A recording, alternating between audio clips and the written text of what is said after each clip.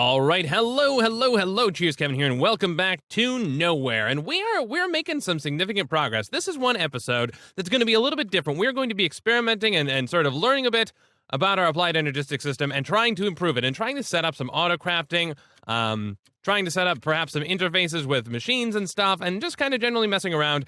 This is one episode where I have to be particularly mindful. I want to reiterate that generally I record a bunch of stuff in batches, and that, you know, because I get excited, I want to record, let's just do one more episode before I have to take a break. And then I have to take a break and edit stuff and let it all get out there. And so by the time I get to read your comments, a lot of times I've already made several episodes. And so this is one where I'm particularly mindful of the fact that I'm sure you guys are going to have lots of notes on, hey, that's maybe not how you do applied energistics.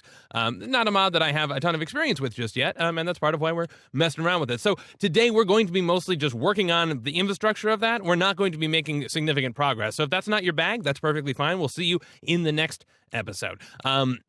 Yeah. So I want to. So we've in the last episode we set up this RF Tools crafter system to craft ourselves draconium ingots, and I realized after I was done with this is dumb. We have applied energistics now. There's absolutely no reason to do something as basic as that. That just seems foolish. We should set up our applied. We should set up autocrafting. We had some issues because we used a very low tier crafting storage because we were trying to set that up with the EMC assembler, and it made the whole thing just kind of dumb and not super fun. But I think we can do better. In fact, I know that we can, and I want to work on that today. But before we do that, there is a body stone, which will restore nearby players' hunger half a shank every 0.5 seconds if it is on a pedestal, and I would like to do that, because I'm tired of carrying around steak. We're wizards, and let's go ahead and make ourselves a dark matter. I can't talk. Whatever. Words. You know what I meant to say. Let's go ahead and grab some of this material and throw it in here. We're still using this. I'd also like to be able to get rid of this furnace. That would be very nice. I also think we should not really be in a position where we need to explicitly tell the system, hey, convert some stuff to EMC. Ideally, our storage will be so big that it won't matter. And if it does start to matter, then we can go ahead and worry about it a different way. But okay, so body stone, That's going to require red matter, lapis, and sugar. Okay, so I think we have all of those. Sugar. Okay, we've got sugar cane, so we can make sugar. Red matter, 2 of those, and then a lapis. At that. And remember, we used a pedestal and a thing on top of it to prevent it from snowing, so we've got that up there. I wonder if we can stack these on top of each other. Probably not, but, all the same. I forgot that sugar was just a single thing recipe. Okay, so sugar, like so. And yeah, of course, we can craft this stuff right here. I don't know why I'm jumping all over the place to do crazy things like this, but okay, there we go. Body stone. And then the pedestal, what didn't I book? Yeah, there it is. It's just very dark. More red matter and then dark matter blocks. Let's go ahead and pull some there. Not that many. Dark matter blocks, some of those, and of course now we've drained all of the energy from our system temporarily, but that's okay. We'll go ahead and grab this, and we'll put things back. Because we still do need this for when we're doing our own stuff. I have a bunch of circuit boards that are printing up at the moment. So I'm hoping that some of that will be done, which will save us some time. Let me run let's stick with the thing we're doing right now. So right down here, I have the EMC condenser. I want to get rid of it. I also, this is a weird visual glitch. I want to get rid of this. If we need to, we can put one somewhere else.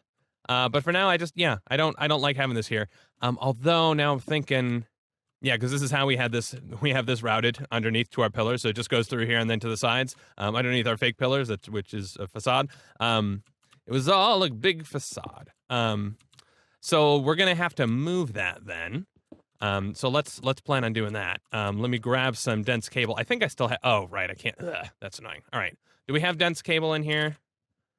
We have some. And of course, I've just been mining stuff up and not paying a ton of attention. Let's throw this in there. I mean, this is okay. I wonder if it'll be nice and let me pick one of them up. Yes, okay, it did. Hooray.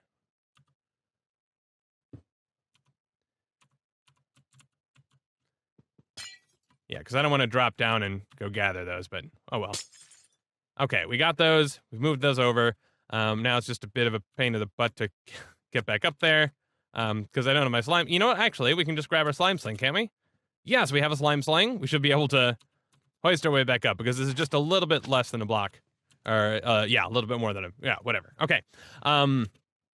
We can put this back down, and I guess we'll need a little bit more as well, but that's for a moment from now. I guess what we need real quick, though, is, if we're going to have this here, so the pedestal will go, actually, hang on a second. Let's see how this works exactly. So if I put this here, because I want to stack this, I want to hide this on top.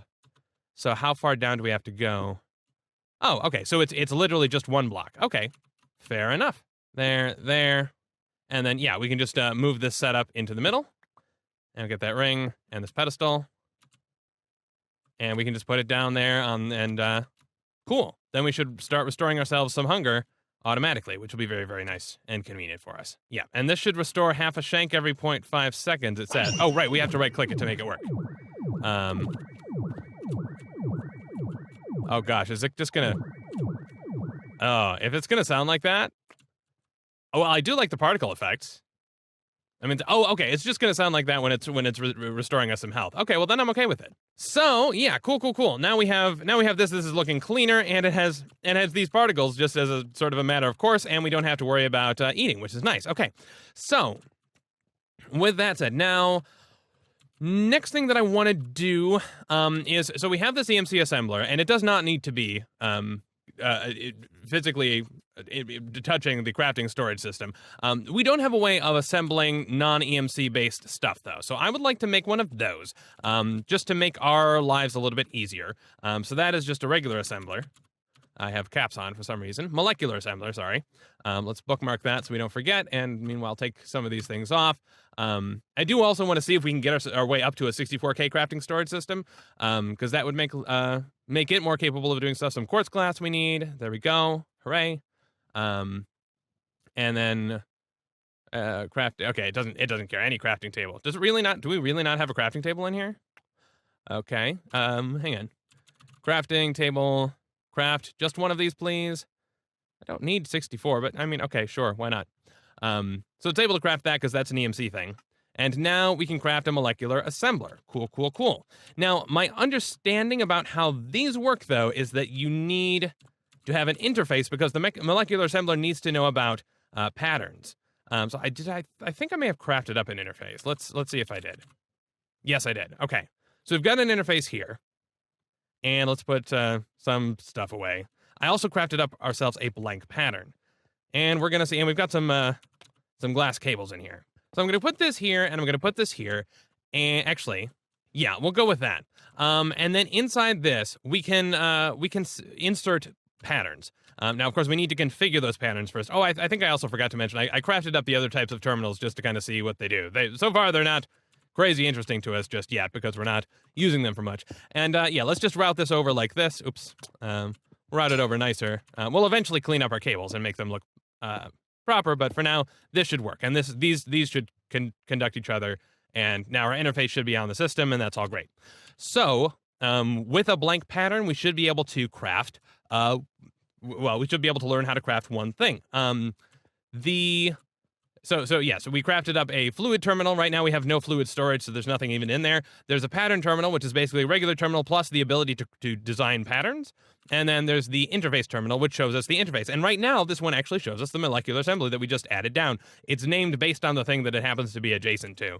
And we'll eventually add more assemblers and more interfaces in some sort of big crafting cube. But okay, let's craft up a first pattern. And I think probably the first pattern we ought to learn is the blank pattern. That seems reasonable to me, because this is not a VMC. Let's go ahead and move items. There we go. And now we can teach it this. So this is a crafting pattern. We can say encode this pattern. And now this says, hey, I know how to craft a pattern. Cool, or a blank pattern. And we can also, this is cool, you can also tell it a processing pattern, which is different from a crafting pattern. And this processing pattern, we can be like, hey, I need 2 diamonds, and it's going to produce a cactus green and a shears. That's what it's going to do. And basically, then we have to manually figure out how to do that, but we can at least tell it, this is a process that you can do. Give me these inputs and expect these outputs, and then we can automate that sort of crafting. And I think I would like to be able to eventually set stuff up to do that. We didn't even need to go up here. Oh, what am I thinking? Yeah, because we have the interface terminal over here. So the interface terminal, now we can just go ahead and insert this pattern in the molecular assembler. And in theory, unless I'm mistaken about things, now if I want another blank pattern, I should just be able to tell it, yes. I should be able to tell it, yes, I want one of these. Okay, so give me more of those. And it did. So cool. Now we can craft more patterns. Let's craft 10 of them. No, we can't, because we're missing a super dense EMC crystal. Why is it trying to craft a... I don't know why it's trying to craft. I think these are old things that we told it to craft, and I don't know why it told us to do those. Oh, actually, no. Maybe it's trying to do that. Maybe it's trying to convert things to EMC, so then it can make quartz glass out of it. Maybe, I don't know. But in any situation, in any event, this may be that it's just outside of the... To put all of this stuff in would be outside of the capacity of what we need. But okay, so it would need some more quartz glass in order to do this. Let's see, what does it take to craft quartz glass? All right, we're able to do that. So yeah, we're not able to do all of that, but we're able to do some of that. Let's take our blank pattern and teach it about quartz glass, because that's something that I've been encountering a fair amount. So let's go ahead and learn quartz glass. Right, I can't even, I don't even have the crushed quartz to add that to the system. There we go, another quartz dust. So I can't, I wasn't even able to teach it about that. Here is what that looks like. It's a left click. And there. Okay, so now we can tell it, hey, this is the pattern to do that. And cool. Now I'll go ahead and throw the quartz dust in there. And now the cool thing is that it should already know how to make glass. So it should, unless I'm mistaken, where did we just put that pattern? Where's my pattern? There it is. Okay. Yeah, unless I'm mistaken, we should be able to just drop this in here. And now it should know how to make those things, and it should craft glass if we run out of glass. So that would be cool as well. Let's tell it now to make some more blank patterns, maybe? Yes, and now it can do that, even though, yeah, cool. Okay, and there we go. And we'll get another one. And can we make 10, please? No. Okay, it's not smart enough to be able to do 10 just yet. How about 6? No. Now I am curious. Okay, I can't even do 1 now because that makes things too much. That makes things too complicated for some reason. We're missing a super dense EMC crystal available to craft 64. So it basically wants to take a super dense EMC crystal, condense it down. Oh, you know what? I don't think this is actually an issue of the crafter. I think the issue is that we just don't have enough EMC in the system. So that's something that we're going to need to be mindful of, is that what we want to eventually do is update this little power flower to directly import EMC with the EMC condenser thing that we just tore down, so that it starts storing it in the system and then can craft things into the super dense. We may not, and actually looking at the super dense, if that's the amount it thinks it needs, yeah, that's 16 million. We don't even have, I think, the capability of storing that much in the system right now. So we'll need to expand that out. So actually, if we look at applications, it does send us down a couple of different routes for EMC storage versus regular storage versus fluid storage. I'm not particularly concerned about fluid storage right now. EMC storage, though, let's see what the EMC storage stuff starts at. Let's look at the big one, and then we can sort of work our way backward. My voice is going. Okay, so yeah, this is the oh, sorry, that's the tier 2. The tier 1 looks like this, and it requires the logic processor. And the logic processor is also required for the tier 1 regular storage component, which is part of this, if we want to pop up there as well. So the logic processor is a big thing that we're going to need to be able to craft. And unfortunately, that's not a crafting recipe, that's inscription. So now is when we're going to get beyond just creating crafting patterns that do crafting, and we're going to get into crafting patterns that do processing. So processing patterns. And I'm not entirely sure how this is going to work. So I think before we tackle something like that, because that's not just to put things in, take things out, because there are these multiple slots that we maybe have to worry about. Although we do have a couple of, might as well take advantage of the time and of course I didn't bring those down here. Silly me. I think I put those away. So look, there we go. Yep.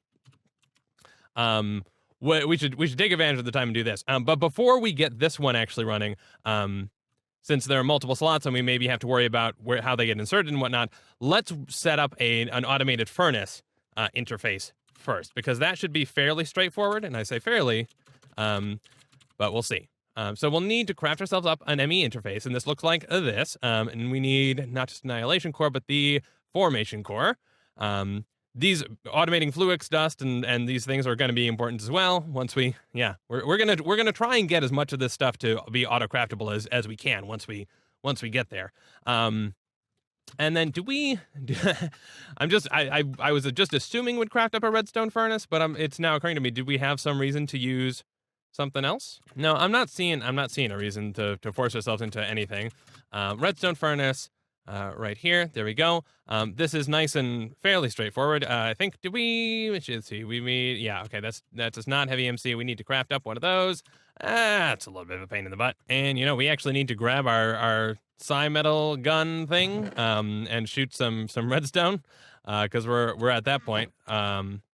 We need some of the dust, to melt up because we are out of it. Let's throw that there.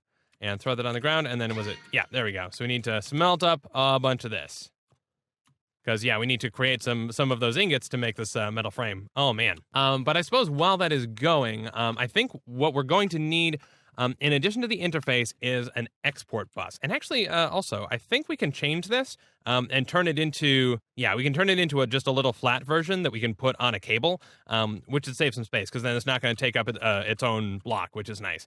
So these ME interfaces don't need to take up the same amount of space, but they can be, effectively the same thing. Okay, is this, okay, some of this is melted up. Yeah, cyan metal. Go ahead and pour out some of those ingots. Thank you. And then, okay, so then the import bus would be how we actually get the results of this material. So the import bus is, let's see, regular import bus looks like this. Can we craft that? Yes, we can. Awesome. Okay.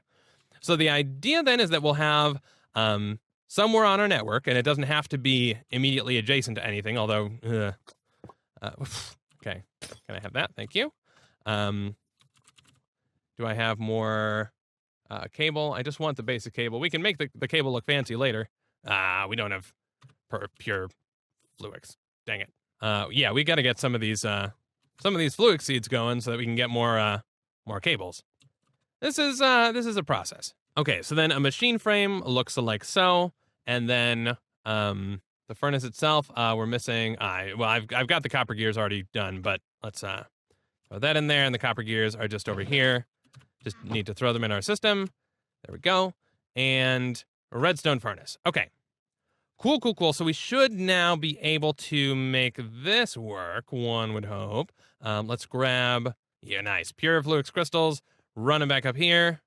Oh man, I love not having to worry about hunger anymore either. That's fantastic. Okay, let's just make some more of the Fluix cables, just the glass cables, just to make our lives lazy and easy. There we go, throw those in there. And let's set this up, just again, sort of temporarily, as a just anything we need to furnace size. And the idea will be that we'll let's put this over here actually. And we'll put this here like that. And then what we can do is put the interface facing this way like that, and it connects, right? Okay. And it says it's missing a channel. It's probably, nope, okay, now it's online. It just needed some time. As we start to do this, though, we are going to have to be mindful of how many channels we're using for particular things. But another thing what else we can do now is we can throw this right here as the import cable. The import bus, and throw that there. Now, I think the import bus also is a channel. It says it's missing a channel. Let's see if it gets one. No, okay, it's online. Cool. And the idea then is that we can throw some patterns into here that are just processing patterns, and we'll tell it what the input is and what we expect the output is going to be. Yeah, and I'm realizing, just to test that we have this working, we're going to need a simple recipe that is not one that is already provided from the EMC assembler. So we're actually just going to take the book out of the EMC assembler so that we don't know all of these crazy crafting recipes. So right now, the only stuff that it knows how to craft, craftable, nothing? Really? But you do know about a couple things. You know about the stuff in here. You know about how to craft blank patterns. Oh, maybe you don't, because you don't have the requisite submaterial. Okay. Oh, no, there we go. Okay, it's there. And it knows the basic how to craft other EMC stuff, because that just comes from the EMC thing. So it knows the 2 patterns that we taught it, and then it knows, basic EMC stuff. But it doesn't know any of the recipes that we have learned from our EMC. So let's go ahead and then throw in a blank pattern here. And we will teach it a very simple recipe, and that is just that cobblestone can be smelted up to become, well, sure. Okay, there's a lot of things you can do with cobblestone. Really? You're not gonna? Okay, fine. Redstone furnace, and we'll just look at uses here. Oh, nice. Okay, so charcoal can be turned into a graphite bar. That's something that I didn't know, but now we know. Let's grab charcoal out of here. And you know what? I'm actually going to have to smelt this up so that we have a reference item. Charcoal. Oh my goodness. All right. Because we're just teaching it this processing recipe. There we go. Graphite bar. I didn't even know this was in here, but okay. So we'll tell it, hey, you put this in, and you expect to get this out. And now it's not going to do any sort of validation or anything like that because this is just a processing pattern, not a crafting pattern. So it says create one graphite bar with one charcoal. We're telling it what the inputs and the outputs are. Okay, now we also have to provide power to that. So let's grab another power cell. Power cell. Thank you. And we'll throw that in. Now, this is a stupid thing for us to even bother doing. And we don't need it right now. Why are we? Oh, right. We've got to tell this to output, and we also have to put it on that same multi-block structure. There we go. So now this has power. So hooray. We can go ahead and we could put the pattern in right directly there, but why not go ahead and do it from here? And this is this is the actual material. Where's our pattern? I think I left it in the pattern thing. Nope, no, I didn't. Where? Oh, there it is. Okay. Yeah, so if we can look at our interface list, the redstone furnace, we can say, hey, here's an encoded pattern. And now we know how to create graphite bars. So if we have charcoal in the system, which we do not, but now we do, now I can tell it I want a graphite bar. And I'll tell it, hey, I want one of those, and cool. And there we go. Now we have one. So it did that. So hooray. And all that the system is doing is it's looking at the recipe and it's saying, okay, here's the expected input, and it throws the input through the interface and pushes it out. And then it just monitors and says, hey, suddenly later, look, the graphite appeared, therefore our recipe must have worked. Okay, so it's nothing special about this import bus. The import bus we could also use to just pull random stuff from a hopper or whatever. And if it's not the materials it's expecting, it's just going to keep that crafting recipe there saying, yeah, I'm still waiting. I don't know. Cool. So that's that. But then the question is, how do we automate this with the advanced inscriber? And now we're going to get a little bit more complicated. I also want to test one more thing, and that is if we take this recipe out, because I don't particularly care about that recipe, but if we grab some charcoal, can I just forcibly put this in here? No, I cannot. Okay, so I can't just throw stuff into the interface this way. I can't just tell it to push stuff out, which is kind of a bummer. It'd be nice if I could just be like, hey, push this stuff out through this interface so we can just automatically smelt stuff up or, use a furnace on demand, through the network. But maybe there's a way to do that. If there is, please let me know down in the comments, but I don't know. In the meantime, we'll go ahead and take our encoded pattern and then shift right click, and then that sets that back to blank. And we'll go ahead and, I think we'll go ahead and just tear that down for the moment because I don't think we actually want it / need it for stuff right now. And of course, we can always hook that back up if we decide that we care to at a later point in time. Okay, so we're gonna have to. I'm gonna assume that we can push and pull from this thing. We're just gonna be hopeful about it, and we'll eventually want to rearrange all of this stuff, but we can worry about that at a later point in time. The point now is to just figure out how this all works. So now the stuff should be on the system, and hopefully, if we plop down the interface, I'm gonna plop down the interface on the top, like so. Okay, that seemed to, well, whatever. We'll plop the importer like that, okay? So we're going to be really hopefully, okay, it is importing the logic processors, so that's something. Let's go ahead and take those out, and it's importing stuff into the system. That's very nice. Hooray for that. And I guess we could also do the same thing with the crystal growth chamber. That would probably also be a great idea. Actually, yeah, we definitely should do that. If we learned that we can crush fluix crystals, yeah, we could set up crafting patterns to get ourselves fluix seeds, then we could set up crafting patterns to get fluix crystals, and yeah, from there, oh man, so many opportunities abound. Okay, so let's see about a processing pattern, and I want to see if we give something a logic press and we give it gold, can we? Well, sorry, we don't need just one gold. We just need one gold rather. That should make that does make a printed logic circuit, But can we teach this properly? It makes one printed logic circuit. So we'll tell it that this is the processing pattern, and we will encode this, okay? Creates one printed logic with an inscriber's logic press and a gold ingot. Let's throw this in here, and I have no idea whatsoever if this is going to work, okay? So where did we put it? Did I leave it in there? I keep leaving things in here for some reason. There we go. Okay, there's a pattern. Let's toss this in, and then let's take out the printed logic circuits. Oh, no, we don't have any in here. We don't have any in the system. Oh, right, because that was the second step. That was combining them with redstone. So printed logic circuit, make one of them. Okay, no, it says we're missing the logic press. Fair enough, that's fine. Put the logic press in there, which is, yeah, that's an acceptable complaint. And we'll see if that works. And we can click up here to look at this, and it says it is in the process of crafting. And this does take a little bit. It does look like it's doing something. So maybe, let's see. It says no crafting job is active. Oh, we're only showing craftable right now. Okay, that's promising. Let's take one out and try it again. Can we try it again? No. Okay, now it's missing the inscriber logic press. And I'm gonna guess. Okay, so it clearly was able to put this in here. My guess is that it was not able to take it back out, because that's just not. Yeah, because this is an input slot and it does not think to take things out. So my guess is that it doesn't want to swapping these things. Yeah. Oh, can't be. Oh, we have this locked. Okay. Fair enough. Can be removed with automation, and sure, can be removed with automation. So maybe we can do things that way. Let's try that again. Okay, so we'll do the same thing. We'll make sure this has a logic press in it. We'll craft up one of these. We'll say go.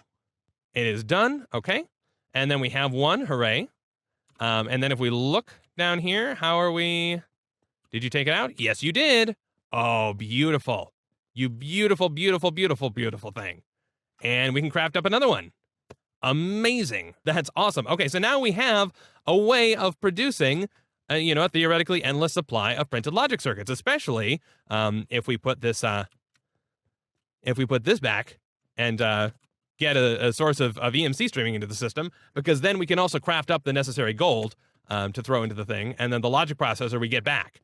So in theory, then we now have infinite craftable stuffs. So let's take this a step further then and look at the logic processor. I just want to make sure. Well, actually, no. We'll okay. Yeah, we have two patterns. We should be able to do this. We're gonna need. So we need the silicon.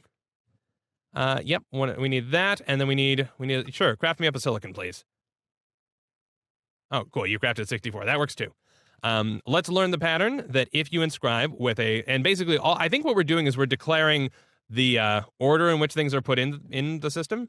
So, okay, we'll put in that inscriber, then we'll put in a silicon, and we expect that the result is, well, we're going to need, we're going to need to do this first. Okay, so yeah, inscriber goes in, silicon goes in, and we expect what comes out is a printed silicon. Cool, cool, cool. Let's encode this to a pattern rather. And there we go. Now we have an encoded pattern as far as how to create printed silicon. Cool, cool, cool. And we'll go ahead and teach that to the system. And now we should be able to take the next step, which is the logic processor. A printed logic circuit goes in, a printed silicon goes in.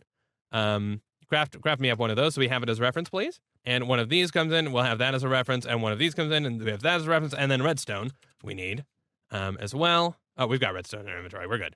Okay. So let's go ahead and clear this, put in our last blank pattern that we have available for right now. And what we put in is a printed logic circuit. We put in printed silicon. I don't know if this pattern, if the order in which we put things in matters. What we expect out is a logic processor. Oh, no. We did this wrong. What we told it was that we need 20 redstone. You've got to be very, very careful with these. Yeah, so I'll separate that out, and there we go.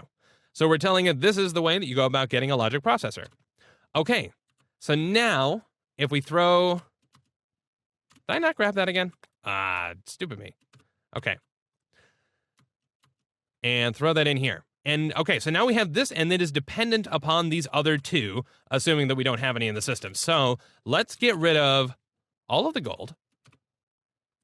And, yeah, all of the redstone. Okay, we didn't do that.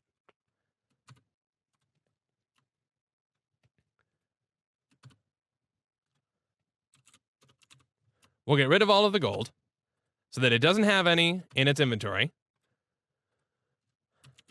We'll get rid of all of the silicon. We'll get rid of the printed silicon. We'll get rid of the printed logic circuits.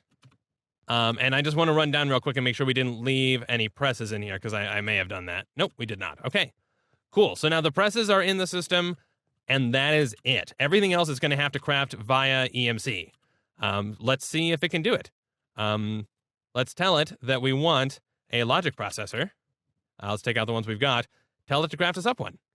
And unfortunately, no, it can't, because it needs a super dense EMC crystal worth of stuff. All right, so I'm going to grab real quick a hopper and an EMC condenser.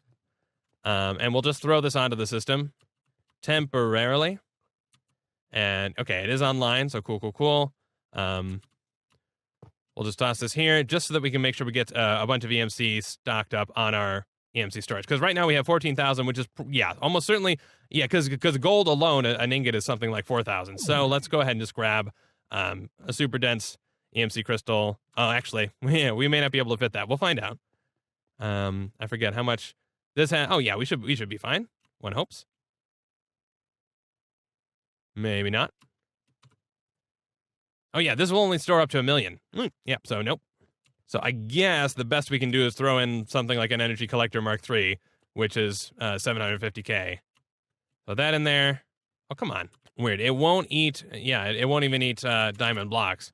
I guess we'll just give it some stacks of diamonds for a while and try and get this number up. It also does require a fair bit of power, and it's kind of slow. There are upgraded versions of the EMC condenser. I suppose we could look and just see if that's an easy upgrade for us to make. The advanced one, oh yeah, just surrounded by diamonds. Heck yes, let's do that. Let's do that right the heck now. I mean, this is cheap. This has oh cool, health, yay, or hunger. Badoom. That's the tier 2. That's the advanced one. What's this next one? Improved emeralds, yeah, easy, and then nether stars. That's a less easy, but I mean it's well, you know, no, whatever. Okay. Okay, clear that out. We'll surround this real quick. And there we go. So this one is improved. Hopefully that should make this a little bit faster, and a little bit more efficient as well. There we go. Okay, so that's processing through things at a little bit faster of a clip, though not as fast as I might have hoped. Okay, we'll eat through emeralds as well. Okay, and now it's pretty much stopped because we are at capacity as far as EMC goes. That's fine. Okay, so then now let's go ahead and see if we can craft up this. Oops, no, that's not what I want. We need our logic circuit. Tell it to craft up one of those, and yes, now it can do that. It has the necessary EMC to make the gold ingot. So basically, it has to take the stuff and make EMC crystals to make it into gold, to make it into to make redstone, to make silicon. Then it should be able to do all this. Let's see if it does. And if we monitor here, so right now it's crafting gold, now it's crafting silicon, now it's crafting. Oh gosh, is it trying to do these both at once? I really hope not. No, okay, it did those in an order. Okay, and it says it's done. And ladies and gentlemen, we have crafted up a logic processor from scratch. That's amazing. And we did, yeah, well, from EMC. And yeah, now it's of course putting more EMC in here because and we're at full capacity. So hooray for that. And how is it still importing more? Is it just discarding the extra EMC? I mean, it shouldn't be doing that. I don't know what it's doing. That's weird. So there are a couple of priorities here. One is increasing the number of interfaces. Well, yeah, molecular assemblers and interfaces that we have. Another one is taking our crafting storage and using a higher tier one because the stuff that we throw in there is going to be limited based on the number of things we're creating. So if I want 1,000 of a thing, that's assuming that's going to require 1,000 input, and that's going to take up more data to describe. And so this is fairly limiting as is. We could also add co-processors, which allows it to do to use multiple molecular assemblers, or I guess EMC assemblers at the same time. We could basically build up a big separate crafting brain, which should be more efficient. And then setting up a proper EMC feeder system down here, which maybe we want to import from up there, or maybe we just kind of leave that there for posterity and we set up our own quick little EMC feeder system down here. And then, of course, improving the drives themselves. Of course, that's all going to require more circuitry. So let me go ahead and actually, we've got an achieve here. Oh, the import bus. Hooray for us. Well, you know what? Looking at the tier 1 EMC storage component, we've learned the logic processor, and now Certus Quartz is available for EMC, and high covalence dust is available for EMC. So that one seems like a natural fit for a next pattern for us to put in. Let's grab some more patterns. Wait, where did I put them? They're there. They're right in my inventory. Let's clear this out. And this is an actual crafting pattern. Yep. We'll go ahead and throw that in. That's a crafting pattern. And we'll just tell it, hey, yeah, learn that one. We'll go ahead and grab that, and we'll store that in our molecular assembler.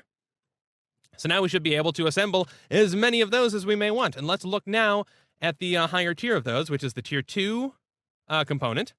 And let's see, it looks like all of these are just combined with the empty EMC housing to create the storage cells. So if we can just kind of work our way up, we should be able to automate, kind of auto-craft our way up to the higher tier of stuff. So tier 1 EMC, let's see, quartz glass. We did learn how to make quartz, although we've, okay, so we're going to need a couple things.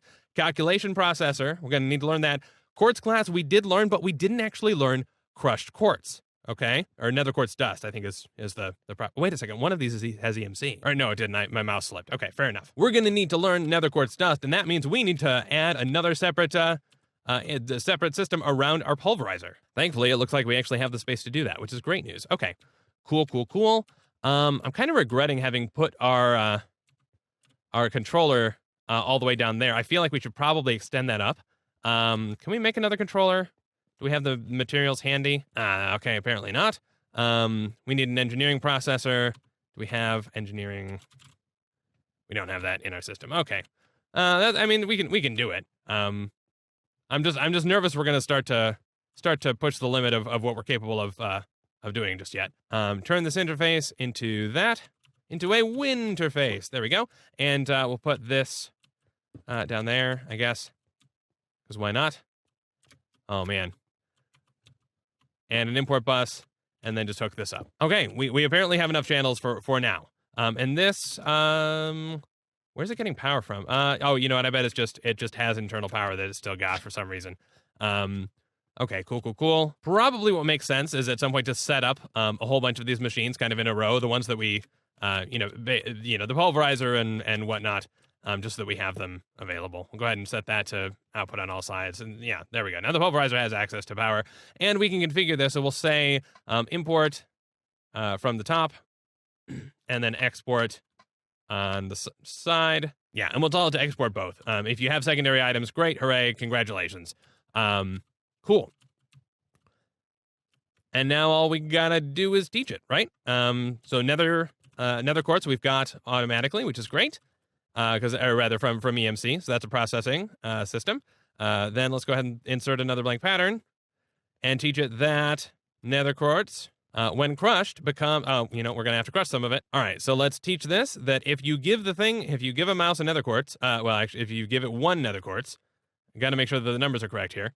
Otherwise, it's going to have some strange expectations. Then it will. This is a processing recipe for the record. It will give us a nether quartz dust. So now we know that. Cool. Okay, so we can put that now in our next interface, the pulverizer interface. And actually, one thing I'm noticing here, our crafting stuff seems to have gone offline. Actually, so I think, so yeah, we actually did run out of channels. This no longer, this it's just that those weren't the ones that disconnected. This is the one that disconnected. I think for the moment we should be able to fix some of this, in a lazy way, by just using the dense cable here, because you should be able to pull 32 channels off of any side, and so that should mean that we get a channel, because it's going to split off here, and there's no more than 8 on each where we're splitting off, because these small cables can only handle 8, but I think we'll be okay. Yeah, okay. So now all of our interfaces are back online. So in theory, well, we should be able to create more nether quartz dust. Let's just double check. Craft one of those for me, please. And there we go. Okay, cool. So we have that, and that means that we are able to craft unlimited quartz glass, in theory. Okay, so at this point, I I mean, one, this is fun. This is very exciting. But two, we're starting to get a little cramped for space just because this is disorganized. But also, we're starting to get to the point where we really just need to separate a bunch of these machines and add them all onto the network. And I think what we'll probably do is try and line them all up for the most part, and in a row to whatever extent that we can, and get, so probably along the border here, we'll have, the furnace and the pulverizer and blah, blah, blah. Right now, I need to connect up the crystal growth chamber, but I don't want to just add yet another one, but because basically for the calculation processor, we need to teach it this recipe that, hey, if you take a pure Certus quartz crystal, you can create a calculation circuit. Now, of course, that's going to be a bit of a chain of recipes, because the pure Certus quartz we get from putting the Certus quartz seed into the growth chamber. And of course, we get the Certus quartz the Certus quartz seed by crafting. Then we get the Certus quartz crafting with crushed, which of course means we have to crush it into pulverizer. So it's a bit of a chain. So I'm going to take a little bit of an off-camera break and try and structure this stuff up a little more cleanly, so that hopefully we can teach ourselves calculation processors as well. Okay, so I've rearranged things a little bit, and I'm certain that there are cleaner ways to do this, but let me walk you through what I've got so far. So we have the energy acceptor, which, we have one energy acceptor that I moved down here because for some reason this does not seem to be getting power otherwise, and I'm not, you know what, it's probably because otherwise, this thing is only connected to by these interfaces. So we've got interfaces along the top of these things, and then import buses along the backs of these things. Yeah, so the power is not going to get to this advanced inscriber otherwise. Okay, we had to put that there for that reason.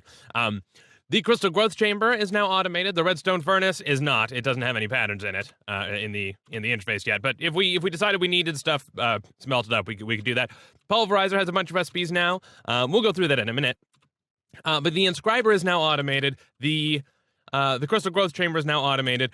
And over here, charging up of Certus quartz is automated. We can throw that into the energetic infuser. Apparently there is an AE charger.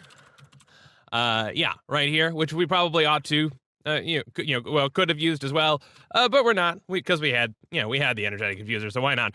And then down here, I said the most complicated one yet, and this is just getting ourselves fluix, because that's something we're going to want to be able to create, especially if we want to be able to create a bunch of cables, because you need fluix crystals for that, and those don't have an EMC value. We need to create them from charged Certus quartz. And so what this does is it's a precision dropper from Actually Additions, and basically if you pop stuff into this is the nice thing about Actually Additions mods, items, blocks, is that if we pump stuff into here, which we have an interface here, which has a single pattern, it needs a nether quartz, a charged Certus quartz crystal, and then a redstone. You throw that into water and you let it sit, and then it will turn into fluix. And then we've set up the vacuumulator by shift click. For whatever reason, if I tell this to whitelist fluix crystals, it doesn't work. So I've just had to explicitly blacklist redstone, nether quartz, and charged Certus quartz, and then I've had to mess around with use metadata. I don't know, but it finally seems to work. So the gist is, since Certus quartz is an EMC, so it's theoretically limitless. We're in a good spot as far as that is concerned. Let me throw some stuff that has EMC. I don't know. Okay, yeah, we don't have. Well, this has EMC. Let's throw that in. Go ahead and let this thing continue to fill up. We still haven't upgraded our crafter or anything, but we should now be able to make significant headway. Oh, okay. Sudden gusts of lag. So let's look at all of this. We now have the advanced inscriber knows about how to create printed silicon, the printed logic circuit, and then the logic processor, and we could do the same thing for the other two sets. We are able to create fluix crystals from charged Certus quartz. We're able to grow Certus quartz into pure Certus quartz and grow fluix crystals from fluix seeds. And we've learned to pulverize these things and how to craft the seeds from the pulverized versions. Okay, there's one interface that's nothing. Oh, that must be the furnace. Yeah, that's the furnace. And it says nothing because the interface is, because I don't think it's accepting from the top. I don't think we bothered to configure that block. But yeah, now we're now able to craft a whole bunch of things. And this is really cool. And in fact, I want to expand that out real quick. Let's grab, do I still have any patterns? Yeah, we have like 6 blank patterns just sort of sitting here. So let's set up some more. Fluix cable. There we go. And this, we've learned quartz fiber, we've learned pure flux crystals. Although, annoyingly, it seems to take the more restrictive recipe when I tell it to just throw these things in the pattern, which I don't like. This is a crafting recipe that we just want to learn. Come on. There we go. And this, we'll go ahead and just learn this and throw that into our crafter. I think I added a crafter just because I wanted to, because we ran out of, we ran out of space. So now there are 2 molecular assemblers that are on there, or two interfaces next to the molecular assembler. We can go ahead and toss this in, and now we know how to create glass cables, presuming that we can craft the ingredients, which we can, because now we can create flux crystals from regular crystals. And actually, if we look, I wonder if we can. Briefly, I had put, let's do it. Let's go ahead and just steal. I may have already stolen. I don't remember where I put. We have one in our hand. Okay. I had briefly put stuff. If we go here and request flux crystal, if we take those ones out and then tell it to craft one, it's going to. Okay, we were a little too slow. Let me do it again. There we go. So now we see it drops stuff out, and then once it converts, then the vacuumulator picks it up. And then we have flux crystal in the system. That's amazing. I'm excited about that. I think I do still need to seal off these corner blocks because I think it's also possible right now for me to pick them up by accident, which I don't like. But the main point is that we can now craft up glass cables, which is cool. We'll go ahead and do that. And it says, okay, it'll have to craft up flux crystals. It has available quartz fiber. Did we learn quartz fiber? Let's see about that. Quartz. Yes, okay, we can craft quartz fiber. We know how to do that. Cool. So now we have, in theory, limitless. Capped, of course, by our ability to generate EMC, limitless cables. So given that, I want to, let's see. So yeah, given that, let's learn the covered cable, which is just any wool, which is fine. Let's just teach it black wool because I know we happen to have that. We're in the wrong thing. Fair enough. So we will teach it that recipe. So now it can create, in theory, limitless covered cable, which we need in order to create dense cable. So let's go ahead and flux. There we go. And what is the dense smart cable? Okay, it's just regular dense cable plus redstone and glowstone. Fair enough, we can do that. Because the smart cables are nice too. But I mean, I really just need the dense cable is the thing I need right now. Okay, we don't have. We need some cable in here first. We've got to learn it. Let's toss that recipe into here, and make ourselves some of those. Craft up 4 of these, please. Go. And if we watch, it's going through, it's crafting up the flux crystals, which does take a little bit of time. Then once it's done that, it's got one of them stored, and it can go ahead and craft up those, then it crafts those, and then all that is done. Hooray! Okay, so now we have 4 covered cable. Oh man, this is very exciting. I love that it at least does the nested stuff when that comes down to various recipes. Okay, so flux, the dense covered cable is the one that we want. This is the one that can accept 32 channels across it. So we'll go ahead and just toss this in to make sure that we can learn that. And the reason that I want that is because we're going to want a fair bit of those. And we'll just toss this right up in here because the next step that I want to try, and this is ambitious, I want to try to get our empowerer automated, and I want to get our additions laser, our atomic reconstructor empowered. That one, well, yeah, we should be able to do that. We'll be able to automate it without the. We should be able to do that in the same way that we're doing just with a precision dropper, in the same way that we're doing stuff here. I mean, basically just drop things on a pressure plate and then pick up the results. We'll have to somehow delay the ingestion of the materials, but hopefully that should work. We'll figure that out. That may just require a little bit of redstone timing. And then the most challenging of all of them would be, can we? So that'd be the first one, I think. Then the empower would be the second one. The most challenging of all is the question of, is it possible for us to automate the fusion crafting? Now, this one is crazy because we need to put one of each of the items. Well, we'll need to put one item in the center, put one of each of the items into individual blocks here, and then trigger a redstone pulse to the center block to kick off the crafting. So yeah, that's why we're spending an awful lot of time in this episode trying to just improve this system and taking along, having kind of a marathon episode to get all this stuff done. Because otherwise we'd just spend episode after episode going, hey, can we do this? Can we do this? Can we do this? And actually, I want to see real quick. Let me take this out. And of course now this is not going to craft up anymore, which is fine. We have purple dye in the system. We have gold ingots in the system. That's fine. Let me see if we can set up an autocraft for this as well. So draconium ingots. At some point we'll want to also update our crafting CPU, but for whatever, this is fine. I don't know if this is going to, let's see, prevent substitution of input components. I don't think we care. Let's see if this works as crafting recipe. I don't know. Do we have a philosopher's stone? We do have philosopher's stones in here, but it may not work because they're not charged. I'm not sure. We'll find out. Let's throw this into here and let's try requesting some draconium. Let's tell it to craft up 10 of those. And okay, available 3, missing 7. Ooh, you don't know about purple dye? How do you not know about? But that's an EMC recipe. You know about all of the EMC things. Yeah, at some point the EMC assembler got taken off the network, so we'll have to put that on there because yeah, that's definitely going to be a limiting factor otherwise. Okay, yeah, now we can craft purple dye till the cows come home. Cool. But we're gonna have to figure out how we deal with recipes that reuse, as we run into the same issue of now it wants us to have 10 philosopher's stone to run this recipe 10 times. We're gonna have to sort that out. You know what? Obnoxiously enough, what we might want to do is just special case draconium ingots in particular, because I think most of the recipes are not going to be like this.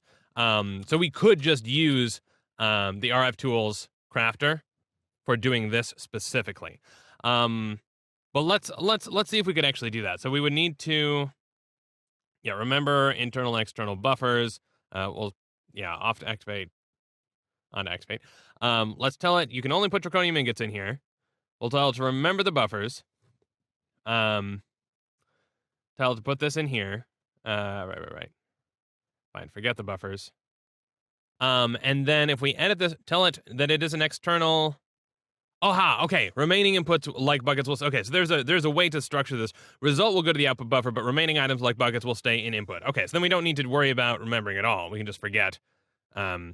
Get rid of all these, and then forget too. That's fine. And these eventually we can go ahead and just pull out, which is cool. And then we'll. Cool. So this is not internal. This should be external, but keep the philosopher's stone, right? Okay. Cool. Apply that. And what that should do now, there we go. So now, cool. It's keeping the philosopher's stone, and it's crafting up draconium ingots when it has the materials to do so. Okay, and so this will go ahead and export stuff just fine. So we'll probably just use this as the way to explicitly get draconium ingots. Though we could set this up. We'll certainly put this on the system, and then basically what we'll do is we'll treat it like any other external tool. We just have to. The recipe is going to be. We'll set up a processing recipe, and the recipe will look like this. That we need to feed it 4 purple dye. So 1, 2, 3, 4. We need to feed the system 4 purple dye, and we need to feed the system 4 gold. Let's put this away. 4 gold, 4, boom, and put that there. And the result of that operation will be a draconium ingot. Right? So that's what we're telling it. That this is this is the result of that process. Okay, so that is a pattern that then we can stick onto an interface, and then basically we'll have to just move this crafter, and then we'll throw it down amongst our many things. I guess we'll set up a whole separate row of processing along this side as well. And so then when we request that be crafted, it'll go ahead and just throw 4 in and 4 gold and 4 purple dye in. The transmutation, the philosopher's stone can go ahead and just remain in there permanently. And the draconium ingot gets thrown back out. So cool. Okay, popping you back in, and I've redecorated a little bit. We went back to just putting up marble pillars here. I realized after a while that having a whole bunch of extra crafting terminals just means more places for us to forget that we left stuff in the crafting grid, and of course it stays there, and then we end up with, oh no, well we don't have this or that or the other thing. Also, if you color the cables, then when you put the terminals on them, they accept the color of the cable. So I got this because I think it matches the transmutation table. And yeah, there are 4 types of terminals, so 4 sides. I like this a lot better. So we're going to go ahead and go with this, of course, until I change my mind. So I did say that I wanted to get automating the atomic reconstructor and then eventually even more complex stuff, but it actually occurs to me before we do any of that, we really need to beef up our crafter. We need to beef up our molecular assembler structure of weirdness. We need to, and of course we need better storage and EMC production and all of that wonderful stuff. So we're at capacity. Well, we're not at capacity. We're getting there. I have this generating emeralds, just because, you know, why the heck not? Yeah, there we go. Now we can really beef this thing up. Get more EMC pouring into here so that we're able to continue generating stuff. We should really walk up the process of getting to the 64K, not the ME storage component, but the 64K. Or sorry, yes, the ME one, because then we can use that as part of the 64K crafter CPU. Crafting storage, which means we'll be able to craft crazy things. Because right now, if we try and craft some stuff, even patterns that I put in here, like I discovered the interface. If I try and do this and I want to craft one of these, it says no CPUs are available. Now they are available. It's just that this is 1274 bytes, and none of our CPUs are that big. So we would need to upgrade it because this recipe is too complicated for this thing to understand. Based on the amount of inputs and the amount of outputs, and I don't know, some math that goes into it that I don't really know. Okay, so what I think we want to do is, I think we've got, well, actually, we should have this. Yeah, we'll operate over here. Oh, we've already got plenty of these in here. Cool. I want to work up so we're going to need to both upgrade our EMC storage components and, we're going to need to learn the EMC storage components. We're also going to need to learn the ME storage components, and I think we have learned some of them. So this is the pattern terminal. This is the interface terminal. If we look at our molecular assembler of stuff, okay, we've only learned the tier 1 EMC storage component. We have not learned any of the ME storage components. The ME ones are the ones that we need to beef up our crafting CPU anyway. So let's look at the ME. Yeah, the ME storage components. And let me just go ahead and bookmark all of these real quick. Okay, so I've got these all in here, and yeah, I guess our challenge is to just learn these patterns. Thankfully, though, I think these ones, for example, these come from stuff that we know. Annoyingly, it's going to put in charged Certus quartz, which we don't want to make it use because that's an extra step in the crafting, so that's just going to take us longer. Let's just use regular Certus quartz because we can get that from EMC. So we'll go ahead and just tell it 1 there, like this, and there we go. And, oh, what did I do? We need a logic processor in the middle there. And thankfully, this one is a crafting pattern, so no more complicated stuff. And we can go ahead and learn that recipe. So we'll plop that down there, then we'll be able to throw that in, and we'll now be able to craft as many 1K ME storage things as we want. Of course, how many do we want? Not many. So let's go ahead and remove that from our list of things to learn. Next one, and thankfully these are all things that we know now. Well, once we've installed that, the 1K and blah. So let's throw that in there, learn that. Cool. Then we can go ahead. Oh man, is this going to be really quick? The 16K, just a bunch of 4Ks, a calculation processor, glowstone dust. I did go ahead and set up the calculate. Oh, okay. So we actually need to craft a couple of these first. So let's go ahead and go through that process then.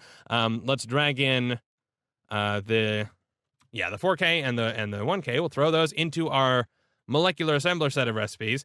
And I need to remove this draconium ingot recipe too, because we'll get to that eventually. But yeah, there are issues with that currently. I wonder if that's one we can even queue up just yet. Let's find out. 4K. Sure, craft me one of those, please. No. Okay, so already this is not one that it will allow us to autocraft. But does it have? It wants us to create one. So we need one more 1K. So we can at least tell to autocraft that, hopefully. Yes, okay, that's simple enough for us to understand. Oh, and I have this set to, yeah, there we go. Let's see if we can we craft it manually? Yes, we can. Okay, cool. Then we can at least, except we need to craft a couple of those. So I actually need 6 of these. Put another one in here. Okay, so the stuff that we're missing. So yeah, we can't do the full-on auto-crafting just yet because we just don't have the capability. But once we've done a couple of these, we should be able to sort of walk up the tree. We're missing. Oh, this is another annoying process, isn't it? The way that we have our recipes set up for the calculation processors and whatnot, they assume that the inscriber the pallets are consumed. So we really can only craft one at a time in these cases. Oh man. One thing we could do is replace our inscription process with kind of a set of a bunch of them that just maintain their plates, and then kind of set those up as processing patterns as well. Well, I mean, they're already processing patterns, but processing patterns that don't take, and just keep the plates in there. We just need to have more of those lying around. Not the end of the world. But yeah, okay, so let's craft ourselves up a 16K one. What are we missing? Oh, another calculation processor. All right, we got that, and boom, a 16K one. I think okay, so we've been getting quest achievements for that. That's nice. Take that, sure, why not? And yeah, we can go ahead and toss those in there. And you know what? Maybe we should just create a crafting storage. Can we create a crafting unit? 2 calculation processors, a logic processor. Well, let's see what we've got. Crafting unit.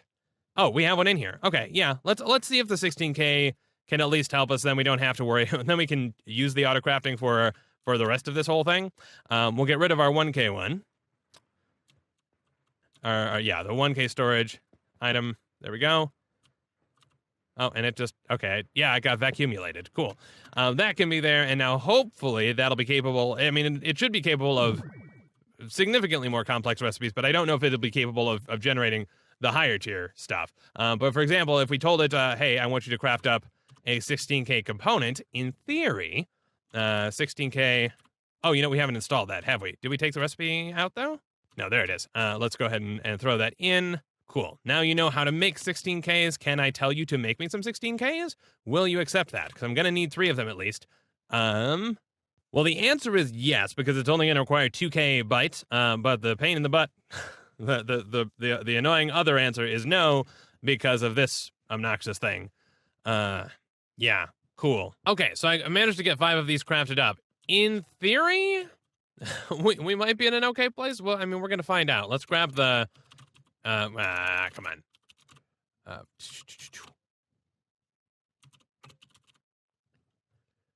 Here we go. Sorry, the presses. Press. There we go. And I must have put most of these are in already. So I have, I did go ahead and make the impulse item ducts, put them underneath. We've got extractors out of the bottom of the first 4, and then this one should be the one that combines everything. And it should allow anything to go in theory, if no process ongoing. Actually, maybe we don't care? Yeah, we'll let this one accept anything. And in theory, it should all work out. It may mean that at some point, something is not able to send because the top slot gets filled with one recipe for one card, while the bottom is about to send stuff for the bottom of another card, but it can't. But it's okay, because then eventually that'll get cleared and everything should be fine. Now we just have to figure out how to actually hook this up to the system. And I think this is how we go. Actually, you know what? I should not have put these here. That's a terrible way to do this. Did I put... Yeah, okay, so we have the inscribers. The last one was the silicon press, which I needed to craft up these, so I needed the silicon press for that, because I left that one over there actually using our old process. Is it going to let me pick these up? Who knows? Of course, I didn't bring my dirt. Let's take this interface, and this interface will be the interface to the entire system. If we know where it went. Where did oh, the vacuumulator picked it up. Stupid vacuumulator. It's annoying. I don't know why, but we had to do a blacklist instead of a whitelist. We may have to move that at some point. Interface, give me that. Thank you. And the idea is that this will be, so this should be, in theory, the single channel that's on the big network. And we'll put it out, I guess we'll put it out here.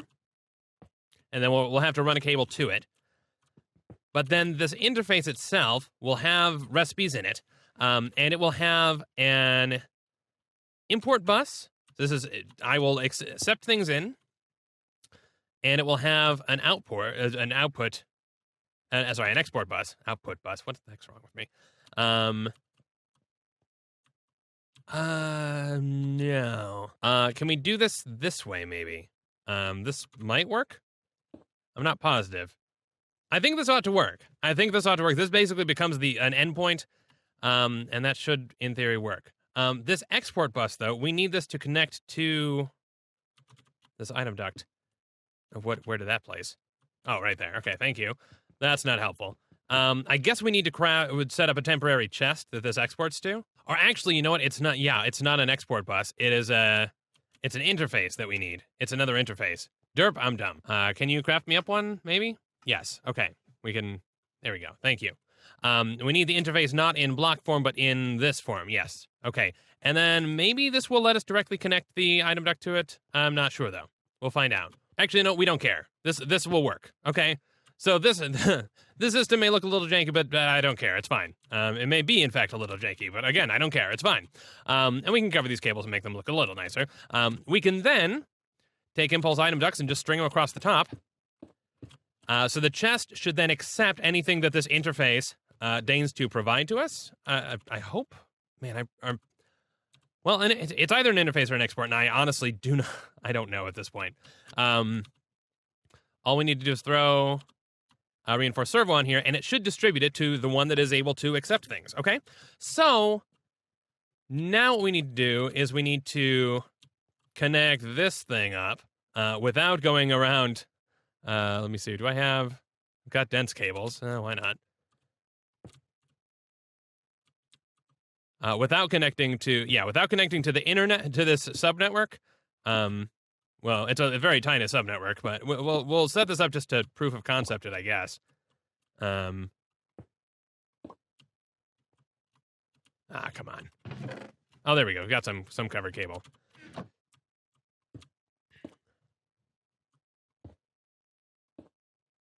There. Okay, so this is terrible, but in theory, this interface should be online. And this device is online, which is interesting. Okay, actually, now I'm wondering, do we even need this block? We may not need this block. We have an interface, and we have an import bus. This interface is just its name is going to be chest, basically. But in theory now, if we pipe in, say, gold and silicon and redstone, the gold should automatically go to the logic press. The redstone should automatically go to this center one, as long as we don't have random stuff just sort of in here. And the silicon should automatically go to the silicon press. And these won't extract their presses. The first four won't extract their presses. They will output the result of their craft into this fourth one, which will then craft up the final thing. Maybe. So, let's give that a shot. Let's take out these two cards. These two patterns, and see if we can get engineering processing working. So we'll have to craft up some new processing patterns for them. And the interesting thing is that this one is a little bit different because now the recipe is just, hey, a diamond gives you a printed engineering circuit. Actually, wait a second. No, we don't need it. No, we don't need these intermediary steps at all. Okay? No, bad me. Okay. The only recipe is how to create the end things. That being let's see, the engineering, which of course we don't have right now. Yeah, the only ones that we're reproducing are the logic processor, the engineering processor, and the calculation processor. Because the sub operations are not something that AE needs to know about. So processors. Let's just tell it to craft up one of each of those, except for the ones that we already have. And of course now it can't because we took all. At least we have one of those. That's nice. Can I craft this one yet? Yes. Okay, I can start crafting at least. Okay, so let's make these recipes. And the recipes are as follows. To make an engineering processor, all that you need provide is a diamond, a redstone, not 63 redstone. Thank you. One redstone. We can, fair enough. One redstone and one silicon. That is all that you need to provide to this system. The rest is up to us, so don't worry about it. And that will provide you with an engineering processor. Okay? So that is a heavy promise, but it's something we've set up to deliver. The next one, the logic processor, all you need to provide are one gold, one silicon. Well, let's put the silicon down. Well, fine. Put the silicon down there. Put the rest of them down. It doesn't matter because it's all just going to get fed into the chest. The chest is going to spit it out into the appropriate location. Cool. So that's for that one. So a calculation processor requires what do we even need for that calculation? I just want to make sure I get this absolutely right. This comes from pure Certus quartz. So we just need to tell it, hey, you need to provide us with one pure Certus quartz and one redstone and one silicon. And we will provide you a calculation processor. So all we're doing is describing the inputs and outputs of some random subsystem that it doesn't really need to know anything too fancy about. We'll put this stuff in, Now, if we try and craft some stuff right now, there's going to be problems because our intermediary steps are not working and not even properly powered yet. We'll get that back up and running just fine. And again, it doesn't matter what the order of these things is because we're just relying on, yeah. Okay. Let's see if this works. Can we craft processors? Let's craft a calculation processor, please. And let's watch this go. So now it's not, there are no sub-steps, it's just trying to craft this. And we'll see if it does. All right, I'm pessimistic. Terminal. Let's grab some terminal. We should have done this a while ago, but we should just throw a terminal down here. So we can at least monitor this from here. What has it done? Has it put redstone in the chest, but did not put the redstone in? Oh no. This is fixable in a sort of hacky way. Yeah, the problem is it put the source quartz in the wrong place because it could, and now it puts the redstone in there. What we wanted it to do would be to put the source quartz in here, and it should. Yeah, it did get the printed silicon. So if it had favored here, then it would have gone in there, and then if we look at the job, it should be done, right? Yes. Okay. Then it's done. Hooray! So that does work. The only problem is that we inserted it into the wrong place. But if we insert things, if we try to insert starting over here, then we'll be okay. Actually, can we tell this furthest first? I think we can. Yes, furthest first. Yeah, then we don't even need to do anything. We can tell it, hey, put this thing into the furthest possible thing you can, use this as the absolute last resort, and then our problem is solved. Right? I think so. Why am I running up here? We have the thing over here. Okay, so we made the one calculation processor. Let's make another one, and let's see how this goes. It throws that in there. It throws the silicon in there. Cool, cool, cool. And then there's a whole process underneath that should, once those are done, throw them into there. We saw that blink because it got a thing. And now it got the thing. And now it's crafting it up. And amazing. Okay, awesome, awesome, awesome. One thing I don't know about these impulse item ducts is if you can use them, if we could use this as an extract and a receive. I don't think we can. I think the servo basically is going to prevent it from receiving. But, you know, we could then not have a chain underneath. That'd be kind of nice. But there, okay. So in theory now, we could also say, hey, I want 10 engineering processors, and let's see how that works. And you can see, yep, it's just throwing diamonds and diamonds and silicon. And yeah, this is just going to go ahead and process all of those. And if we look at this job, it says it is crafting 10. This thing should produce some of them and import them back into the system. There we go, it got one. It's going to end up in the system. Crafting 9. Yeah, okay. Cool. So now all we have to do, yeah, and then these will trickle in as needed. Okay, so we can now take this interface away, get rid of this inscriber, because it is no longer necessary. We have a process for doing it all ourselves. And of course, the whole reason that we needed to do that was because we wanted a couple of 16K circuits, and it was going to be a pain in the butt to do that. So let me clear some of these patterns out, throw them into our pattern, blank pattern, fine, blank pattern. Take those out, put them in there, please, thank you. This one, print a lot, yeah, we don't need that anymore either. Don't need that. This one is wrong. Get rid of these, just erase these. Put that away, put these back up, yeah, stack them, thank you. And yeah, so now we can go ahead and tell it to create ourselves 3 of these so that we can learn these 64, oh, sorry, yeah, 3 of these, so that we can learn the 64 one. Oh, actually, hang, no, crafting, there we go. Okay, we know that crafting pattern now. And did we already know that crafting pattern? I don't think we did. No, we knew the 16K one, but now we know the 64K one. Cool. And there's also the end of the things we can shove in here without removing stuff or adding more interfaces to around our molecular assemblers, but we'll get to that. The cool news then is that we should now be able to request a 64K ME component. That's not how we do this. This is how we do this. Give me one, and this is a long job, but hey, somebody's got to do it, and it might as well be us. So it's needs to craft up some gold. It needs to craft up, let's see, so we're going to need 27 logic processors in total, just going through the process of crafting up all of these obnoxious things. This is going to take a long time. We don't have co-processors, which means that we've got to just let this thing run. Even though it could be working on some of these, it can't because the CPU has no coprocessor, so it can only manage one job at a time.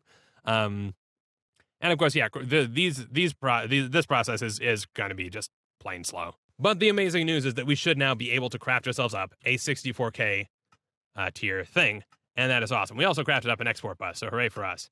And we haven't crafted up a storage bus, but we don't really have a need for it. You know, there's an achievement for the tier 1 EMC storage too, so why not go ahead and, oh, yeah, no CPUs are available, that's why. All right, and ladies and gentlemen, I believe we have crafted ourselves up a 64K ME component.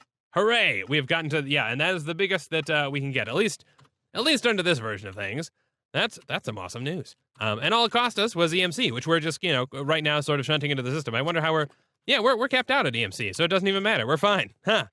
Awesome. So definitely we'll want to rewire all of that stuff, but this is pretty darn cool. With the ability to do that, let's see.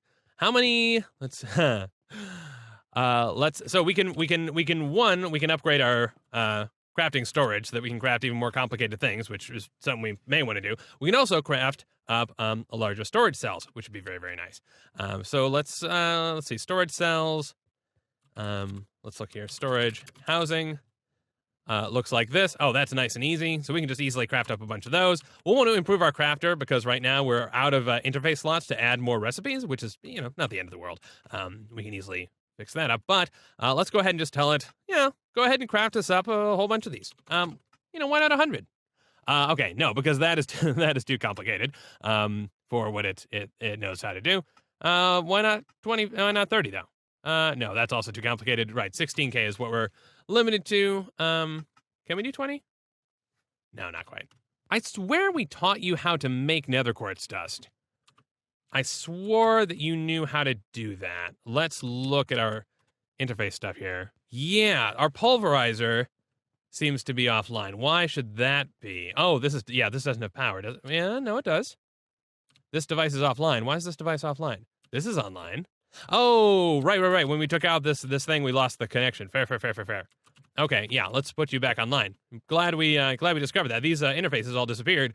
So the redstone furnace we weren't using, but the crystal growth chamber also disappeared from the network. So that would have been bad. Fair enough. Let's go ahead and just craft up 10 of the 64K, and now it shouldn't complain. Yes, because now it knows how to craft nether quartz dust. So that's going to be a very long process because it's gonna have to do a fair bit of crushing. But hey, we'll just go ahead and let this sit. And then I'll probably do the same thing, just kind of chasing it. Well, no, we'll have to improve our crafter system soon because we're out of space for doing recipes. So we'll have to worry about that as well. All right, and I've been working on tidying and cleaning some stuff up, and here we have our slightly improved system. We have a bunch of interfaces interleaved with assemblers, which means we have space for a lot more patterns. I've left some of the stuff over here, and we'll eventually clean some of this stuff up. I've started trying to put some stuff in the floor with facades over it, though I haven't gotten the cobble just right. I do think that eventually what we'll want to do is, I need creative flight, basically, to run cabling underground, because otherwise it's just going to take an awful lot of time. I believe the draconic chest plate does bestow creative flight. You can also get the electric jetpack from IC2, but unfortunately, I believe that actually doesn't work above Y level 200, and of course, now that we have this base up in the sky, that kind of makes that a thing. So, I'm hoping that once we get into Draconic, we can actually get ourselves some creative flight. So I don't want to. We're gonna leave the cables still a little messy for the moment, and I'll worry about trying to tidy those up at a later point in time. But I think we are going to go ahead and split up this process into multiple episodes because, oh man, there's just so much. The last thing that I want to try and do in this episode, and I don't know quite how far we're gonna get. I want to see if we can get to the end of these tier 7, tier 8 EMC storage components. And I've been going through basically crafting up. I created the fluid components. I created the rest. Yeah, I can take this off of there. Got us up to the 64K storage component. Built ourselves big crafting unit with a crafting monitor in it and co-processors and all of this wonderful stuff. Expanded out our controllers so we'd have more channels available and all of this great stuff. But one small one small challenge is that we if we look at the tier 3, tier 4 EMC. Well, actually, with those ones we should be able to craft. Let's queue up. Well, we've got tier 3 right here. So there we go. We'll get credit for that. Hooray for us. Tier 4, however, is going to be a bit more challenging. No, not tier 4. Tier 4 is fine as well. Yeah, just it takes a bunch of tier 3s. Most of these just build up upon each other. Tier 5, same deal. We'll go ahead and now we can queue up multiple things. Oh, what just happened? Device. Okay. It looked like that just went offline. Okay, I think we're good. Queue up at tier 6. Tier 7, however, requires Nether stars. And I think, oh, actually, and it requires more EMC than we actually have. Ooh, okay, fair enough. Well, we'll just have to get the latest tier stuff into wherever we can get it from. Yeah, but you can see lots of stuff scheduled here. I think right now one of the limiting factors is actually our nether quartz dust. So the pulverizer is actually a little bit slow. I've been throwing acceleration cards into all of our AE2 machines, which makes this whole process an awful lot faster. You can see we're going through here really, really quick now. So this whole process is a heck of a lot faster than it was. In fact, probably the item ducts are a bit of a limiting factor now. So, maybe we'll have to go and revise that. But yeah, so the tier 7 and 8, the ending tiers require nether stars as a component. And I want to see if we can actually get nether stars automated. Now that's going to be challenging because nether stars require soul sand. They also require it's also a philosopher's stone recipe. Skeleton skulls we get from EMC, so that one's not a concern. But soul sand we need to get with the atomic reconstructor, and then the philosopher's stone we need to sort that out. So here's the way that we're going to go about that. The atomic reconstructor, sorry, not the atomic reconstructor, the assembler, a molecular assembler. You can put a pattern in the assembler sort of on its own, and run stuff independently without having an interface on it. Basically, you can put the pattern in, give it the ingredients, and then it will go ahead and just make the thing. And so you can use it basically in the same way that we were using the RF Tools Autocrafter, just a little bit more simple. And so I think that's the way that we have to go about doing the Philosopher's Stone stuff. We can put the Philosopher's Stone pieces in the place, pipe in the other ingredients, and then the result we can siphon out. And so I want to see if we can get that set up. Now, I should also mention one of the reasons that the Nether Star is kind of something that I think let's actually do this and not just manually do this for really quickly, is that Nether Star is also an ingredient that comes up a fair bit in fusion crafting. So, let's make our lives a little easier there too. Particularly getting awakened cores, we're going to need Nether Stars. So if we can automatically make Nether Stars on demand, that's going to be great as well. So I'm just thinking real quick. I do want to grab, let's also learn to craft an energy acceptor, just to make our lives easy. We still got some energy acceptor. Let's go ahead and so that's all stuff we know. Of course, it's going to put the pure Fluix crystal in here, which is going to be slower. Let's go ahead and just put a regular Fluix crystal in there as the recipe. To go ahead and learn that one, please. And now if we go over to our interface stuff, you can see, oh man, we have so much available space for our crafting recipes. Hooray for that. Cool. There it is. All right. And we'll put that in there because we need an energy acceptor. Actually, you know what? For the molecular assembler, we may not need one. We may be okay regardless. Well, fine. Let's grab a power cell and a power cell card. Oh, we have one. Never mind. And that one's already configured, so we don't have to worry about it. Cool. Burn that up. Let's plop this down right here just so we can test it. We'll put down a molecular assembler, and now we just need to set up a pattern. Oops. We don't need both of these. We need to set up the pattern. Do we have more patterns crafting up? Because if not, we should just go ahead and get those going. Boom. Also, just to me, we had those EMC. That's a tier. There we go. Are those all still crafting? Oh, I guess they are. I wonder what we're. Some of this is Certus quartz dust and growing pure Certus quartz. Fair enough. And of course, we haven't named most of these, so it's not intuitive as to how these are set up, but whatever. We now have. I decided to just throw the additional storage CPUs on the network because why the heck not? So then we can run 3 different jobs at once. And you can see this little display here. This is what this is working on right now. It's working on trying to craft up 1 tier 6 storage component. And yeah, it's going to take a while. But okay, let's put this pattern in here. And actually, we're going to need to get some soul sand first, so that we can even learn the recipe or set up the pattern. So let's go ahead and just make some soul sand. Throw that there. There we go. All right. And yeah, my sound's getting a little funky, so I apologize if the audio is a little. Yeah. In fact, it probably does make sense for me to go ahead and restart real quick. There and there. Come on. There we go. And we'll go ahead and learn that pattern. Now, this is a crafting pattern that we can throw in here. And what this means is that this thing should be able to operate autonomously. And yeah, so if we throw in, we need some more philosopher's stones. I think we have some. Yes, we do. All right, skeleton skulls across the top and soul sand. And if we just drop in some philosopher's stones like this, okay, I guess it does need an energy acceptor. Cool. Well, that's good news because that's something. Why does that not want to go in there? That's weird. And actually, I'm a little bit nervous about this particular recipe because the placement of these philosopher's stones matters. And if okay, that actually stayed that time. There was a glitch before where it was not staying, and I was going, I don't know. But in theory, once we have an energy acceptor, which we are oh, okay, it finished crafting. Cool. Yeah, let's set this next to this. Throw this here. And this is just going to automatically craft, and it keeps those philosopher's stones in the same place. So basically, we can pipe in stuff from any side and take stuff out from any side, and then that should plain old work, right? Now the recipe, and this is no longer a crafting recipe. This is a processing pattern, and it looks like this. We just need 3 skeleton skulls, and we can put these in a different layout. Let's grab skeleton skulls. Actually, okay, cool. 1, 2, 3.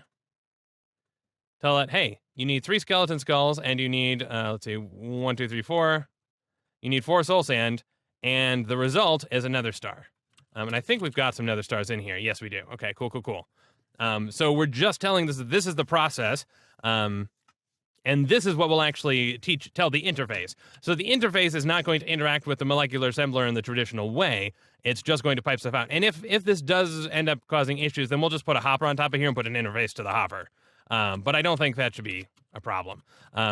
So let's go ahead and give this a shot. We'll go ahead and put it on the network. We're going to need, and basically those philosopher's stones will just kind of stay in there permanently. And we have now the recipe. This is the one that does know about the philosopher's stone. So we're making this just a basic dumb autocrafter now, and we'll just keep those in there.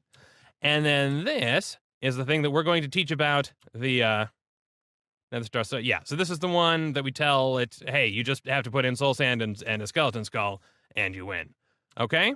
So in theory, this just needs the power system.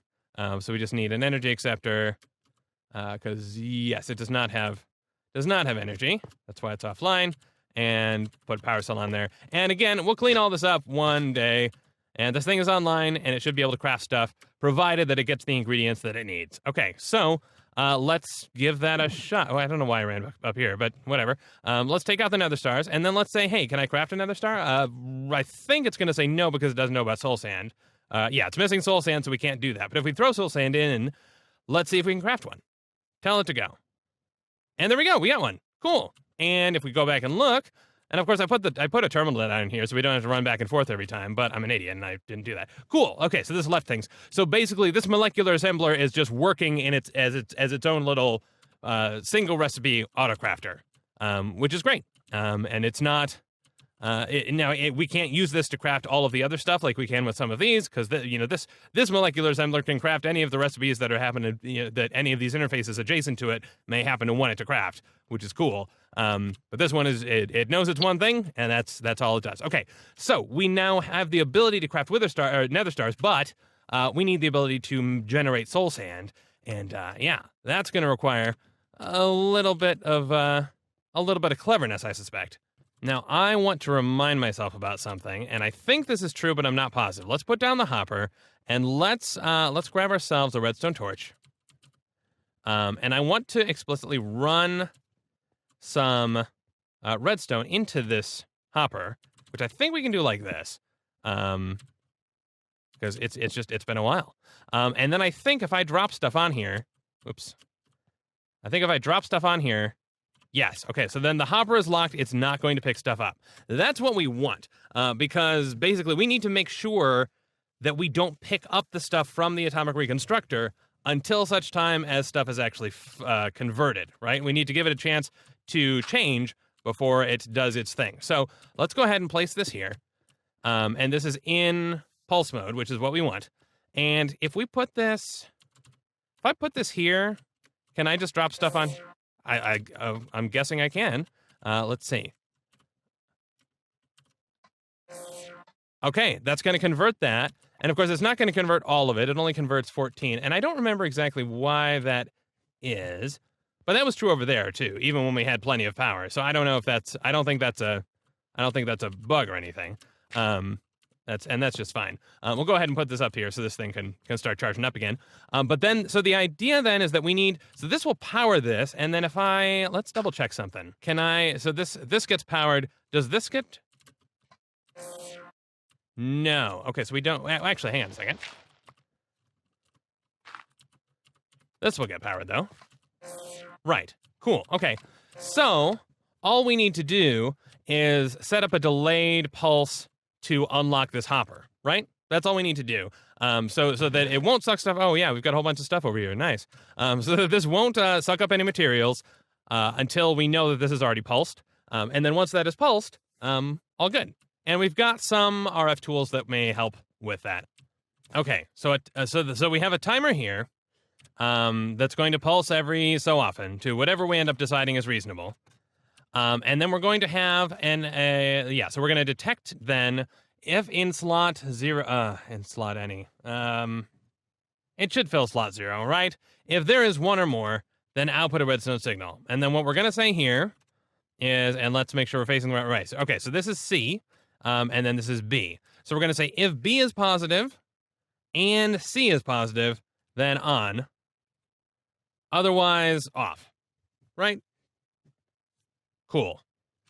So we're just anding those two signals, and then all we got to do is work out the timings to make sure that what we do here is we'll set a repeater with a delay. We'll add some more delay here. So another repeater with a delay.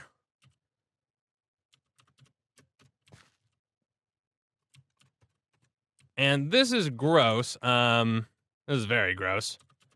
But it should work. This should keep this locked by default. Yeah, okay, so that's locked by default. Let's set this timer to, yeah, sure, 50 sounds reasonable to me. Let's try this. Let me put some redstone in. Okay, so no, right now it's, this is too fast. We need some more delay on there. Okay, nope. We need more. I need more repeaters. Okay, cool. That seems good enough to me. And now this will only fire so long as there's stuff in the dropper. So then all that we need to do then is, we need an import bus from here. And that'll be to put stuff back into our system. And then we need an interface onto the precision dropper.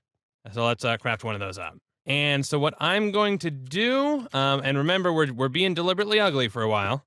Gonna pull these up, put that there, and that there. And what we're going to teach this is 14 sand becomes, I don't know why 14, but whatever. We just gotta teach it a pattern. Wait, did we encode this pattern? I think we did. 14 sand will become soul sand. Cool. That's all that we're telling it right now. We'll go ahead and throw that into this interface. So then it goes, hey, cool, I know how to do that. And then I'm just going to take this dense cable, and we're just going to string this all the way back down there and put this on the system because I want to get this working. And it's going to look terrible, but that's okay. So does my face. There we go. Okay, for whatever, yeah, I think you can't step down from dense straight into uncovered cable. Or, well, I don't know. Yeah, I don't, oh, right, no, because those are colored cables. So they're not supposed to connect by design. Okay, now that's online. Cool. Right. The colors matter for reasons. Automatic precision dropper. Oh, okay, so now these are, right, so it sees that there are two separate ones. Cool. Let's see if we can make some soul sand then. Let's take out this, and let's tell it to craft up some. And we're telling it, do this, please. And what? Why did it do more than? Oh yeah, it's doing them one at a time anyway. It's not dropping out of stack. That's fine. That's fine. I am a little nervous that at some point we're gonna discover. I mean, I suppose we can put this on here to try and prevent. Oh, what? No. I mean, on the positive side, I think we can change this this pattern to just be 1 and 1. Right? So we'll tell it just 1 sand. Boom. Becomes 1 soul sand. Boom. And learn that pattern. Cool, cool, cool. And put that into this precision dropper. And now, if we want to tell it, yeah, hey, please make me a soul sand, it can do that for us. So now, if I tell it that I want some nether stars, let's say I can tell it I would like, I don't know, 10 nether stars, it's going to try and craft up a whole bunch of soul sand. And we'll see how much it, how well it does at that process. I'm also thinking, I was hoping for the end of this episode to be actually wrap up all of the items in here. Although, man, even just getting up to the, well, which tier are we crafting? I forget. This is trying to get us to up to a tier 6.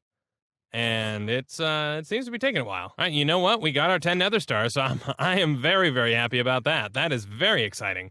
And okay, now all of our crafting is done. So if we take out some of the tier slot stuff, did we craft up a tier 4? I think that was the next achieve we needed, wasn't it? Yeah, so we need to grab a tier 4. Give me a tier 4, please. Thank you. We have a tier 5. We have a tier 6. We're going to need a tier 7.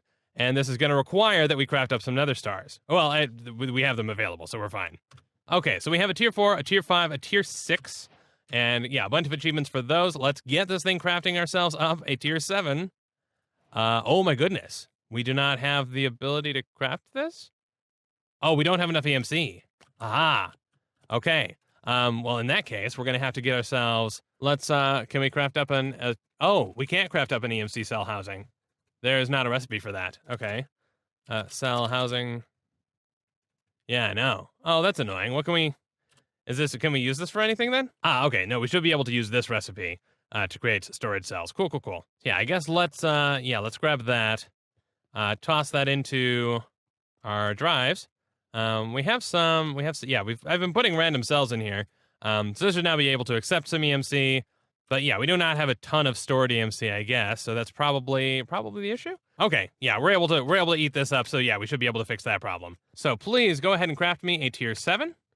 And we'll see how long this takes. Oh my goodness, 311 calculation processors to get us up to this tier. So yeah, EMC is no joke. That took a very long time. But the tier 7 EMC storage crystal, there we go. We get the reward for that. And there we go. Oh, we get 3 random rewards for that. Bunch of EMC crystals. And then the very last, the tier 8. And I'm scared to craft this. But for the record, the slow part of this is that this pulverizer is just... It's just very slow. We could set up multiple interfaces that are capable of doing the same thing. I also was sitting here sort of manually helping. I just threw a bunch of quartz into the crusher and got the crushed nether quartz that way. Because yeah, it's a slow process. We could hook this up to AE as well. But I think we'll probably let's go ahead and put this in the system. So the tier 8 one. Let's look. Yeah. So we're gonna need 2 more tier 7s, and then thankfully the rest of this is just easy, fast crafting. But 2 more of these. So I'm probably gonna go ahead and just leave this thing alone for a couple of hours. Because I think without manual help, this would have taken about an hour. But I think rather than show up at a different point in time trying to figure out what the heck we were in the middle of, I think we'll go ahead and end it there. We've pretty much gone through the entire applied energistics tab, and we're about to receive the reward for the tier 8 EMC crystal, which we can then go ahead and make a crystal housing and throw it into our system, and that'll be wonderful. We have a wonderful chaotic spaghetti of stuff here, including something that's going up there and automating against our atomic reconstructor, which is very cool. In the next episode, I do want to see about, I think we will need to maybe do some empowering, maybe automate empowering. I really want to see if we can automate I want to see if we can automate this fusion crafting. That's going to be an interesting process because the biggest challenge, I think, is that these patterns only accept 9 items. Now, some of the recipes here do require 10, so we're going to have to figure out how to split stacks of items into one-by-one things so that we can make sure to round robin them into all of those separate areas. But I think I'm foolishly confident at the moment that that's something we'll be able to do. So I know this has been a crazy long episode and probably fairly niche, and I'm sure I've done some crazy things, but I'm having a lot of fun with it, and I hope that you've had fun watching, and I will see you next time. Cheers.